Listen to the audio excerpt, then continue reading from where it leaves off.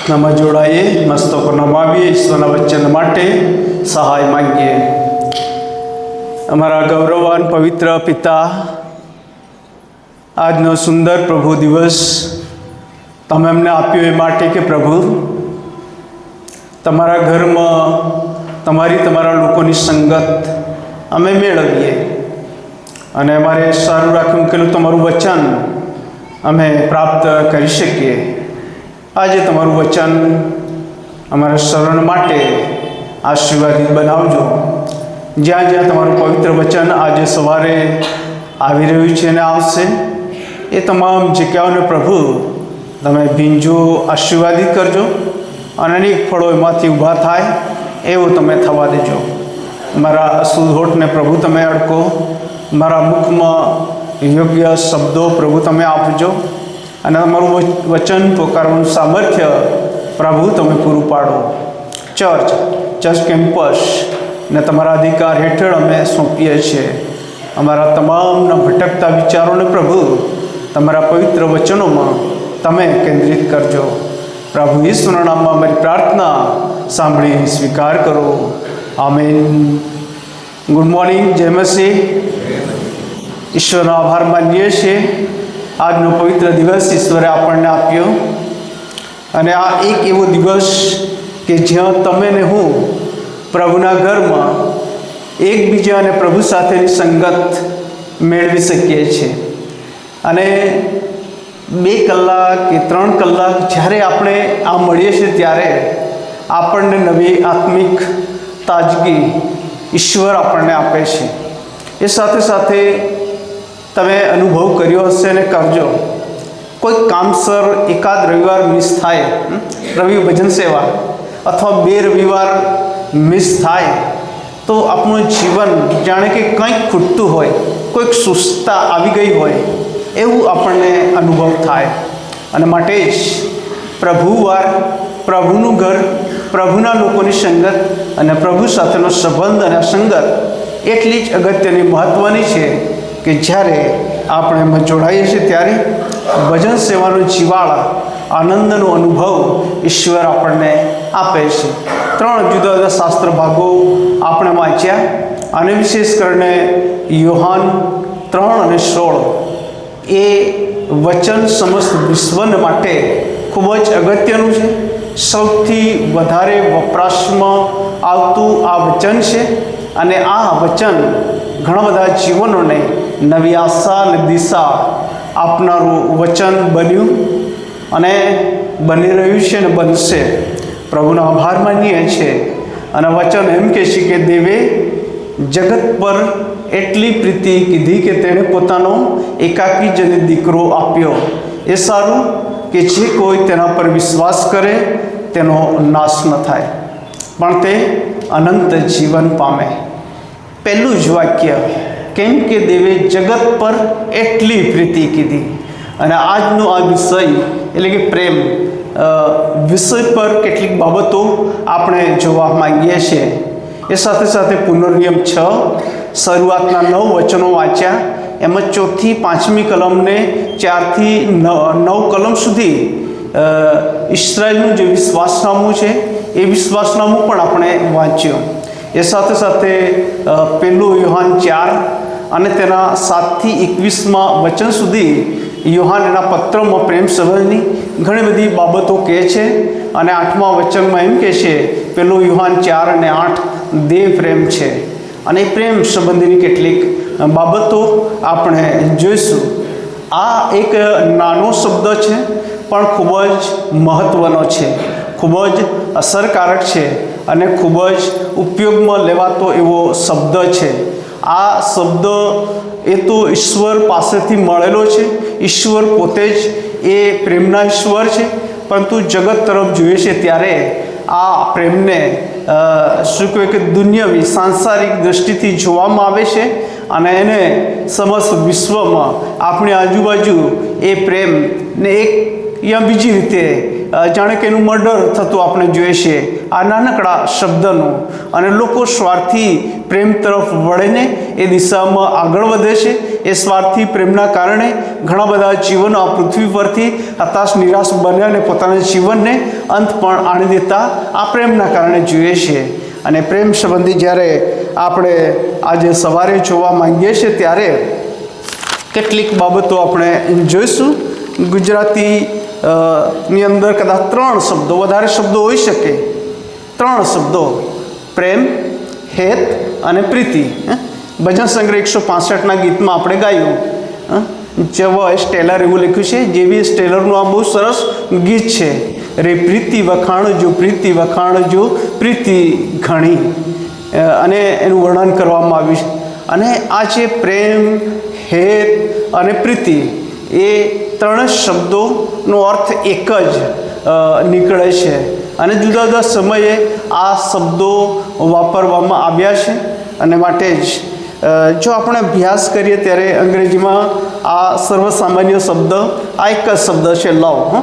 જેમ ગુજરાતીમાં આવા જુદા જુદા શબ્દો છે સમાનાર્થી, એવો અંગ્રેજીમાં એક જ શબ્દ છે, લવ.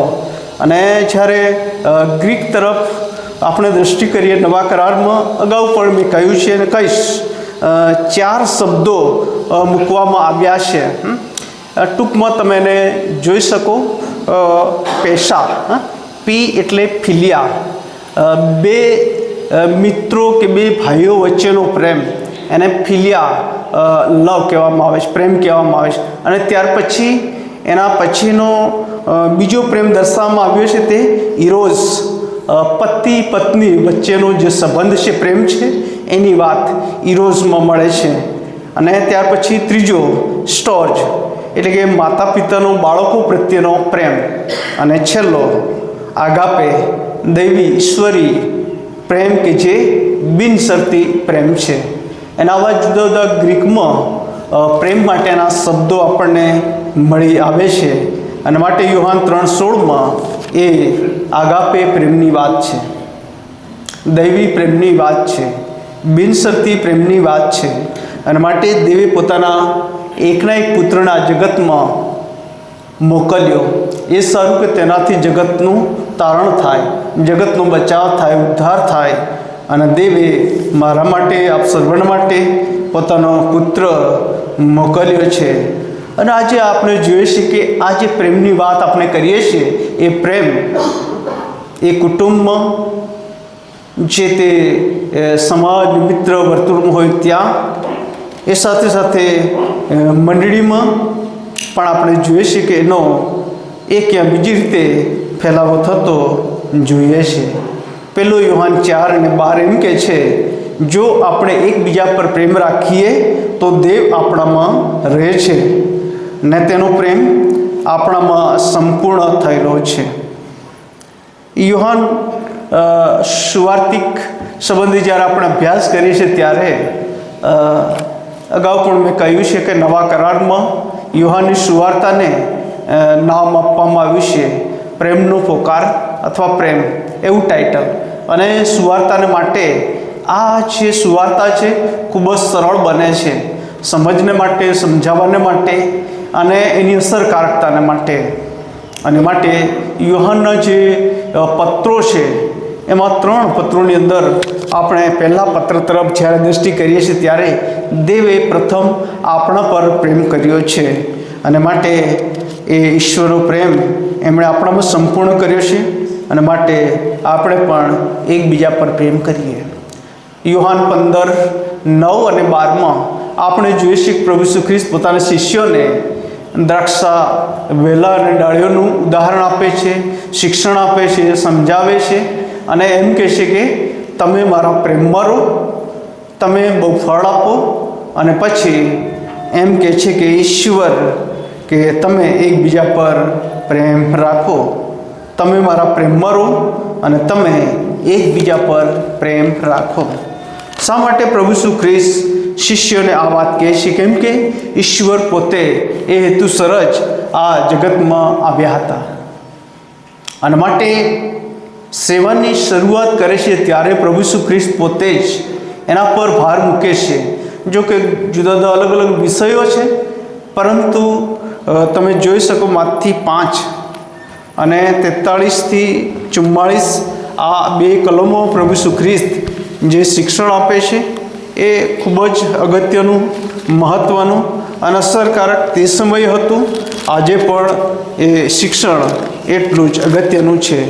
અને વચન એમ કે છે, માથી 5:43 અને 44, તું તારા પડોશી પર પ્રીતિ કર ને તારા બેરી પર દ્વેષ કર, એમ કહેલું હતું.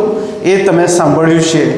પણ હું તમને કહું છું કે તમે તમારા બેરીઓ પર પ્રીતિ કરો ને જેઓ તમારી પૂઠે લાગે છે તેઓને સારું પ્રાર્થના કરો. આપણને એમ થાય કે મારો દુશ્મન કોણ, અથવા હું કોનો દુશ્મન. એને બીજી રીતે આપણને એમ લાગે છે કે આપણે કોઈકના દુશ્મન છે અથવા કોઈક આપણો દુશ્મન છે. અને માટે આ વચન આપણને ચેલેન્જ આપે છે, તમે તમારા વેરીઓ પર પ્રીતિ કરો અને તેઓને સારું પ્રાર્થના કરો. તેઓને સારું પ્રાર્થના કરો. બહુ મહત્ત્વનું છે. અને માટે પ્રભુ ઈસુ ખ્રિસ્ત સેવાની શરૂઆત પૂર્વે ગિરી પ્રવચનમાં આ વાત કહે છે. પ્રેમ એ નુકસાન કરતા નથી. પ્રેમ એ આશીષ ની અનુભૂતિ કરાવનાર છે. અને માટે લુક 10:25, 26 અને 27 પણ એક વ્યક્તિની વાત આપણે જોઈએ છે. લુક 10:25 થી 27 એક પંડિત પ્રભુ ઈસુ ખ્રિસ્તનું પરીક્ષણ કરવા આવ્યો અને પ્રભુ ઈસુ ખ્રિસ્તની પાસે પરીક્ષણ કરતાં એક પ્રશ્ન મૂક્યો કે ઉપદેશક, અનંત જીવનનો વારસો પામવા સારું મારે શું કરવું? અને ત્યારે પ્રભુએ શું કહ્યું? તું પ્રેમ કર? ના, એવું નહીં કહ્યું. કેમ કે પંડિત હતો, યહૂદી હતો, એમ કહેવાય કે ફરોશી હતો અને શાસ્ત્રી હશે. અને માટે ઈસુ એને જાણતા હતા. એની પાસે સારું એવું ધર્મનું, નિયમશાસ્ત્રનું જ્ઞાન છે. અને માટે પ્રભુ ઈસુ ખ્રિસ્ત એને સામો પ્રશ્ન કરે છે. અને એમ કહે છે કે નિયમશાસ્ત્રમાં શું લખેલું છે? શું તું વાંચે છે? આ પ્રશ્ન સામે કર્યો. અને ત્યાર પછી એ પંડિતે પોતે જ પોતાના મોંથી જવાબ આપ્યો. જેમ આપણે પ્રેરિતોનું વિશ્વાસનામું સાથે સાથે બોલીએ છીએ. ખ્રિસ્તી વિશ્વાસની આપણે કબૂલાત કરીએ છીએ અને કહીએ છીએ, હું પિતા પર વિશ્વાસ કરું છું, હું પુત્ર પર વિશ્વાસ કરું છું અને હું પવિત્ર આત્મા પર વિશ્વાસ કરું છું. એમ ઇસ્રાયેલનું જે વિશ્વાસનામું પુનર્નિયમ 6 અને 5 મળે છે એનો ઉલ્લેખ આ પંડિત કરે છે. અને એમ કે છે, તારા ખરા હૃદયથી, તારા ખરા જીવથી તથા તારા પૂરા સામર્થ્યથી તથા તારા પૂરા મનથી પ્રેમ રાખો, અને જેવો પોતા પર તેઓ તારા પાડોશી પર પ્રેમ રાખો. અને પ્રભુએ શું કહ્યું? તે ઠીક ઉત્તર આપ્યો છે. તે સાચો જવાબ આપ્યો. 100% સાચો તારો જવાબ છે. અને પ્રભુ ઈસુ ખ્રિસ્ત એ પંડિતને એમ કહેશે, તું જઈને એમ કર એટલે તું જીવશે. ઈશ્વર પર તું પ્રેમ કર, પાડોશીઓ પર પ્રેમ કર એટલે તું જીવશે.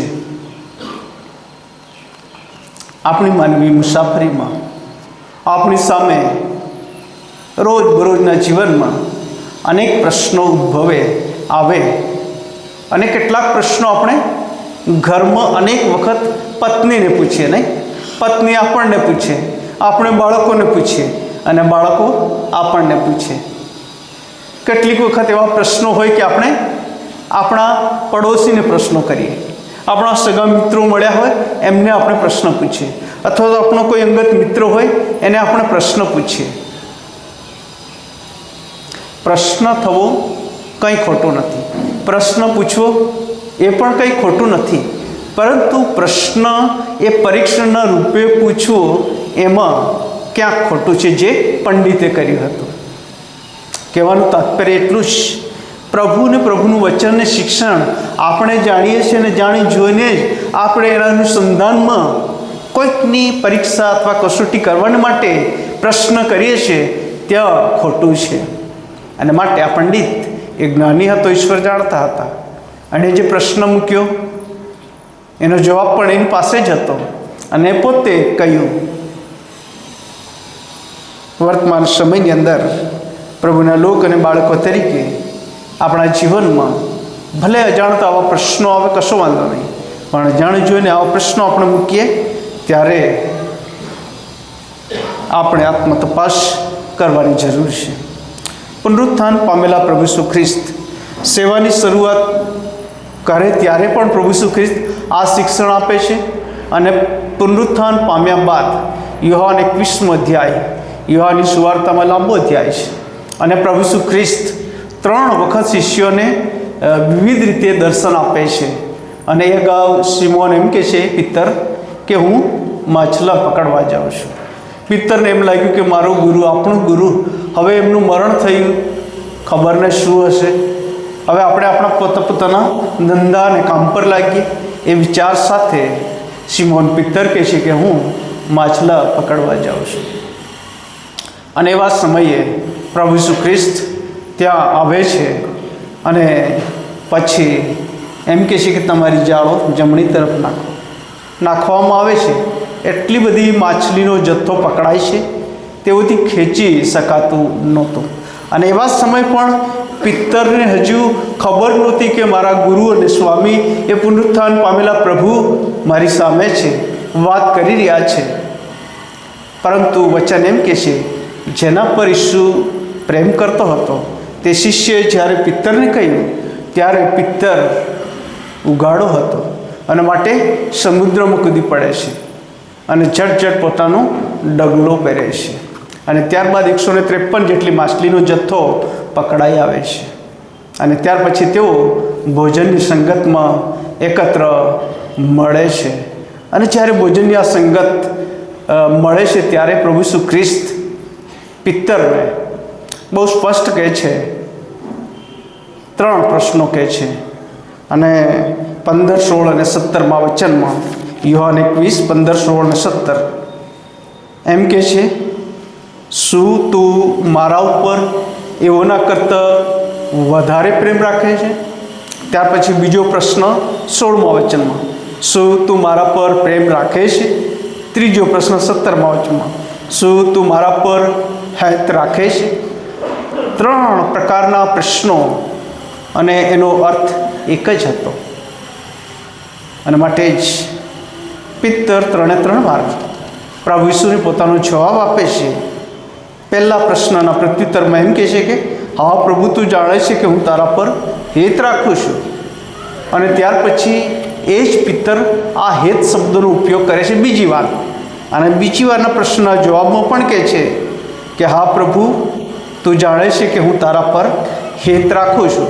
અને ત્યાર પછી ત્રીજી વાર શિમોન પિત્તર ત્રીજા પ્રશ્નના પ્રત્યુત્તરમાં એમ કહે છે કે પ્રભુ, તું સઘળું જાણે છે, હું તારા પર હેત રાખું છું, એ પણ તું જાણે છે, એ પણ તું જાણે છે. અને માટે ઈશ્વર ત્રણેય પ્રત્યુત્તરના અંતમાં એમ કહે છે કે તું મારા હલવાનોને પાળ, મારા ઘેટાને સાચવ, મારા ઘેટાને પાળ. ઈશ્વર તમારા મારા જીવનો, તમારા મારા હૃદય ઈશ્વર તરફ કેટલા છે એ જુએ છે, જાણે છે. તમે ને હું ઈશ્વર પર કેટલો પ્રેમ રાખીએ છીએ, આપણે કહીએ તે અગાઉ ઈશ્વર આપણને વેગળેથી પારખે છે. શિમોન પિત્તર કે જેને ઈશ્વરે ખાસ હેતુને માટે તેડ્યો હતો અને કહ્યું હતું કે તું પથ્થર કેફા છે, તારા પર હું મારી મંડળી બાંધીશ, જેની વિરુદ્ધ હાડેસની સત્તાનું જોર નહીં ચાલે. અને પુનરુત્થાન પામેલા એ જ ઈશ્વર પિત્તરી સાથે ખાસ વાર્તાલાપ કરે છે. શું તું મારા પર પ્રેમ રાખે છે? શું તું મારા પર પ્રેમ રાખે છે? શું તું મારા પર હેત રાખે છે? અને એનો પ્રત્યુત્તર હતો કે હા પ્રભુ, હા પ્રભુ, હા પ્રભુ. આજે આ પ્રશ્ન મને ને તમને ઈશ્વર પૂછી રહ્યા છે. વાલા બાળક, વાલા ભાઈ, વાલા બેન, દીકરા દીકરી, શું તું મારા પર પ્રેમ રાખે છે? અને જો આ પ્રશ્નનો પ્રત્યુત્તર હોય તો યોહાન 3:16માં જે કોઈ છે ત્યાં આપણે આપણું નામ મૂકીએ અને આપણા માટે ઈશ્વરે જે પ્રેમ દર્શાવ્યો એના પ્રત્યુત્તરમાં ત્યાં જ્યારે આપણે આપણું નામ મૂકીએ છીએ ત્યારે એનો ખરો અર્થ આપણને મળી આવે છે. પ્રભુ ઈસુ ખ્રિસ્ત આ જગતમાં હતા ત્યારે પ્રેમ સંબંધી શિક્ષણ આપ્યું. પુનરુત્થાન પામેલા પ્રભુ ઈસુ ખ્રિસ્ત જે વાર્તાલાપ કરે છે અને પિત્તરને સમજાવે છે પ્રેમ વિશે, ત્યાં સુધી કદાચ એ બાબત પૂરતી નથી. પરંતુ પાઉલ પ્રેરિતના જે પત્રો છે તમે અભ્યાસ કરજો, એ મોટા ભાગના પત્રોની અંદર પ્રભુ ઈસુ ખ્રિસ્તના પ્રેમને પાઉલ પ્રગટ કરે છે. જો તમે રોમનનો પત્ર જુઓ તો 12 અને 10 એમ કહે છે, ભાઈઓ પ્રત્યે જેવો પ્રેમ ઘટે છે તેવો ગાઢ પ્રેમ એકબીજા પર રાખો. 1 કોરિન્થી 13મો અધ્યાય પ્રત્યુત્તરી શાસ્ત્ર વાંચનમાં આપણે જો કે વાંચ્યું, અને 1 કોરિન્થી 13 અને 13 એમ કહે છે, 4થી 8માં આપણે જોઈએ છીએ પ્રેમ શું છે ને પ્રેમ શું નથી. પણ 13મા વચનમાં એમ કહે છે કે હવે વિશ્વાસ, આશા તથા પ્રીતિ એ ત્રણે ટકી રહેશે, પણ પ્રીતિ શ્રેષ્ઠ છે. પ્રીતિ શ્રેષ્ઠ છે. આ પાઉલનું શિક્ષણ હતું. અને માટે એફેસી 5 અને 33, 21થી 33માં જો કે લગ્ન વખતે અનેક વખત સંદેશા અમે આપ્યા છે અને તમે સાંભળ્યા છે, લગ્નના સંદેશા.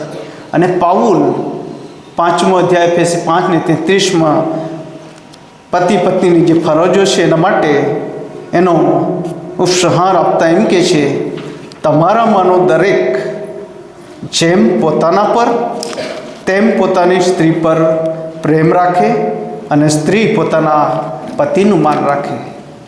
સ્ત્રી પોતાના પતિનું માન રાખે. જેમ પોતા પર તેમ પોતાની પત્ની પર પ્રેમ રાખે. અને માટે ઈશ્વર આ જગતમાં આવ્યા, એમને શીખવ્યું. એના અનુસંધાનમાં પાઉલ પ્રેરિત એફેસી મંડળીના લોકોને પણ આ શિક્ષણ આપે છે. ફિલિપી 2 અને 2 જો આપણે તેનો અભ્યાસ કરીએ છીએ ત્યારે 3 વાતો છે, પણ એક જ વાત હું કહીશ, એક સરખો પ્રેમ રાખો. એક સરખો પ્રેમ રાખો. ગલાતી 2 ને 20-21મી કલમ પાઉલ પ્રેરિત બહુ ચેલેન્જિંગ વાત ત્યાં કરે છે. અને એમ કહે છે કે 5 વાતો ત્યાં જો કે લખવામાં આવી છે, હું ખ્રિસ્તની સાથે વધસ્તંભે જડાયો, પરંતુ હું જીવું છું. તો પણ હવેથી હું નહીં, પણ મારામાં ખ્રિસ્ત જીવે છે. અને હવે દેહમાં જે મારું જીવન છે તે તેના દેવના દીકરા પરના વિશ્વાસથી જ છે. તેણે મારા પર પ્રેમ રાખ્યો અને મારે સારું પોતાનું અર્પણ કર્યું. મારે સારું પ્રેમ રાખ્યો અને મારે સારું પોતાનું અર્પણ કર્યું. ગલાતીને આ વાત પાઉલ કહે છે. કોલોસી 3:14 પણ તમે જોઈ શકો. પ્રીતિ જે સંપૂર્ણતાનું બંધન છે તે પહેરી લો. એક લાંબુ લિસ્ટ આપે છે અને પછી છેલ્લે એમ કહે છે, વળી એ ઉપરાંત પ્રીતિ જે સંપૂર્ણતાનું બંધન છે તે પહેરી લો. 1 થેસલોનિકા 5 અને 8, 2 થેસલોનિકા 1 ને 3, યાકૂબ 2 અને 8, 1 પિતર 4 અને 8. ઘણા બધા એવા વચનો છે કે જે પ્રેમ સંબંધી પાઉલ પ્રેરિત એના પત્રોમાં વિસ્તૃત રીતે જણાવે છે. 1 યોહાન અને તેનો 4થો અધ્યાય અને 8મું વચન, દેવ પ્રેમ છે. અને જ્યારે એ ઈશ્વર આ જગતમાં આવ્યા ત્યારે પોતાના પ્રેમ લઈને આવ્યા અને સમસ્ત માનવજાત પર પ્રેમ કર્યો. અને માટે 1 યોહાન 4થો અધ્યાય એનું 10મું વચન એમ કહે છે, આપણે દેહ પર પ્રેમ રાખ્યો એમાં પ્રેમ નહીં, પણ તેણે આપણા પર પ્રેમ રાખ્યો અને પોતાના પુત્રને આપણા પાપનું પ્રાયશ્ચિત થવાને માટે મોકલ્યો, એમાં પ્રેમ છે. વાલાઓ, જો દેવે આપણા પર એવો પ્રેમ રાખ્યો તો આપણે પણ એકબીજા પર પ્રેમ રાખવો જોઈએ. પ્રેમમાં ભય નથી, પણ પૂરો પ્રેમ ભયને દૂર કરે છે. પ્રેમ એક સર્વસામાન્ય શબ્દ છે. પ્રેમ સંબંધીની ઘણી બધી માન્યતા અને ગેરમાન્યતાઓ તમે ને હું જોઈએ, અનુભવીએ અને નિહાળીએ છીએ. પરંતુ જે દૈવી પ્રેમ છે, જે આગાપી પ્રેમ છે, બિનશરતી પ્રેમ છે, એ કેવળ ઈશ્વર જ કરી શકે છે. અને ઈશ્વરના પ્રેમના કારણે આ જગતમાંથી તમે ને હું પતિત હતા, પરંતુ ઈશ્વરના બાળકો તરીકે આપણે ઓળખાઈએ છીએ. પ્રભુના લોકો તરીકે આપણે ઓળખાઈએ છીએ. છેલ્લે એક ઉદાહરણ આપીને પૂરું કરીશ. હમણાં જ પરમ દિવસ છે, એક ખાસ દિવસ ગયો નહીં? પરમ દિવસે એક ખાસ દિવસ ગયો, 14 ફેબ્રુઆરી, અને દર વર્ષે આવે છે વેલેન્ટાઇન ડે, 14 ફેબ્રુઆરી. એના સંબંધી આપ સર્વ જાણતા જ હશો, પરંતુ એક પુસ્તક છે એમાં એવો ઉલ્લેખ કરવામાં આવ્યો છે. અને પુસ્તકનું નામ, એ પુસ્તક જો કે સંકલિત પુસ્તક છે, ઈસવીસન 1260માં એનું સંકલન કરવામાં આવ્યું. અને પુસ્તકનું નામ છે ઓરિયા ઓફ જેકોબ્સ ડી વોરાજેન. અને એમાં વેલેન્ટાઇનનું વર્ણન કરવામાં આવ્યું છે. અને કહેવામાં આવ્યું છે કે ઈસવીસન 3જી સદીમાં રોમમાં ક્લોડિયસની સત્તા હતી. સમ્રાટ ક્લોડિયસનું શાસન ચાલી રહ્યું હતું. અને તેમણે એવું ફરમાન બહાર પાડ્યું કે જે અધિકારીઓ અને સૈનિકો હતા એમણે લગ્ન નહીં કરવાના. એના જુદા જુદા કારણો છે, ડીપમાં નથી જતા. અને એ ફરમાન બહાર પાડ્યું ત્યારે ઘણા બધા અધિકારીઓ અને સૈનિકો મૂંઝવણમાં મુકાયા. આ કેવું ફરમાન રાજાનું, આ કેવો આદેશ? અને તેથી કરીને એના સમયની અંદર સંત વેલેન્ટાઇન કરીને એક મહાન વ્યક્તિ, પ્રભુના દાસ જીવતા હતા. અને એમને પણ એ અજુગતું લાગ્યું, અને માટે એમને એ પડકાર ફેંક્યો અને કહ્યું કે એવા સૈનિકો અને અધિકારીઓ કે જેઓ લગ્ન કરવા માગે છે તેઓને હું લગ્ન કરાવી આપીશ. અને એ પ્રમાણે એમણે કામ શરૂ કર્યું, અનેક લગ્નો કરાવ્યા. અને ત્યારબાદ સમ્રાટ ક્લોડિયસનો આ આદેશનો અનાદર કરવાને માટે સંત વેલેન્ટાઇનને 14 ફેબ્રુઆરી 269ના રોજ જાહેરમાં ફાંસી આપીને મારી નાખવામાં આવ્યું. અને જેના કારણે વેલેન્ટાઇન ડે તરીકે ઉજવવામાં આવે છે. જો જાપાન, પૂર્વના જે રાષ્ટ્રો છે, જાપાન અને કોરિયા સંબંધી આપણે જોઈએ છીએ, એ જ દિવસને વ્હાઇટ ડે તરીકે તેઓ ઉજવે છે, આખું સપ્તાહભર વ્હાઇટ ડે. એ સાથે સાથે જો ચીનની વાત કરવામાં આવે ત્યારે ચીન પણ એ દિવસે નાઇટ્સ ઓફ સેવન્સ તરીકે એ દિવસની ઉજવણી કરે છે. અને આપણા ભારત દેશની વાત કરીએ, વિશ્વના જુદા જુદા દેશો આ દિવસે જુદી જુદી ઉજવણીઓ કરે છે. પણ આપણા દેશની પણ વાત કરીએ ત્યારે આપણો દેશ પણ વેલેન્ટાઇન ડે ઉજવે છે. પરંતુ શહીદ દિન, પુલવામા ડે તરીકે પણ પ્રસિદ્ધ કરવામાં આવ્યો છે કે દિવસે ઘણા બધા સૈનિકો આ પૃથ્વી પરથી શહીદ થયા હતા. ખ્રિસ્તમાં વાલા ભાઈ બહેનો, એ સંત વેલેન્ટાઇનની વાત હોય કે વિશ્વના કોઈ મહાપુરુષની વાત હોય, એમનો પ્રેમ કદાચ શરતી હોઈ શકે, કોઈક લિમિટ સુધી હોઈ શકે, પણ તમારા મારા ઈશ્વરનો જે પ્રેમ છે એ તો બિનશરતી છે, એની કોઈ મર્યાદા નથી. અને માટે યુહાન 3:16 દેવે જગત પર, દેવે મારા એકલા પર એમ નહીં, દેવે કોઈ મહાન વ્યક્તિ પર એમ નહીં, દેવે જગત પર એટલે કે જગતના એક એક લોકો પર એટલો પ્રેમ કર્યો કે તેણે પોતાનો એકાકી જન્મ દીકરો આપ્યો. એ સારું કે જે કોઈ તેના પર વિશ્વાસ કરે તેમનો નાશ ન થાય, પણ તે અનંત જીવન પામે, બચી જાય. અને ઈશ્વરનો આ મોટો છે, અદ્ભુત પ્રેમ છે, જેણે મારા પર, આપ સર્વના પર દર્શાવ્યો છે. પ્રભુનો આભાર માનતા પ્રભુના નામને ધન્યવાદ આપીએ. આ વચન દ્વારા પ્રભુ આપણને આશીષ આપે, પ્રાર્થના કરીએ. અને ત્યારબાદ 292 નંબરના ગીતમાં આપણે જોડાઈશું. દર્શાવ્યો મુજ અયોગ્ય પર પ્રેમ અજબ ઈશ્વરે, અને સ્વીકાર્યો છે મને, હું ન કંઈ જાણું તે, પણ જાણું છું કે ઈસુ છે મારો એક મિત્ર સારો, જે ઘણો પ્યારો, ને મેં જે સોંપ્યું છે તેને અંત સુધી સંભાળશે. આવો આ સમયે પ્રાર્થનામાં જોડાઈએ અને ત્યારબાદ આ ગીતમાં જોડાઈશું.